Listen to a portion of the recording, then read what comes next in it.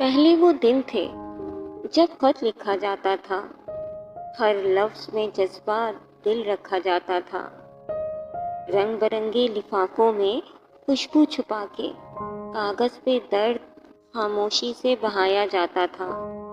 खत को बार बार पढ़ना, फिर सीने से लगाना, गोया उस लम्हे को फिर से जीना, फिर से लौट आना।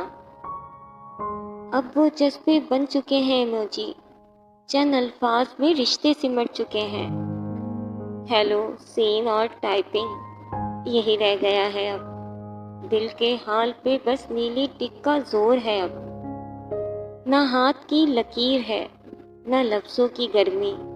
सब कुछ डिलीट हो जाए, यही है अब नरमी।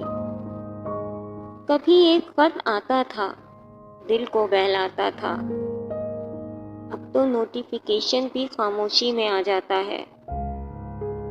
दिल तो आज भी वही चाहता है, कोई खत हो जिसे बार बार पढ़ा जाए और आखिरी लफ्ज पे आंखें नम हो जाएं।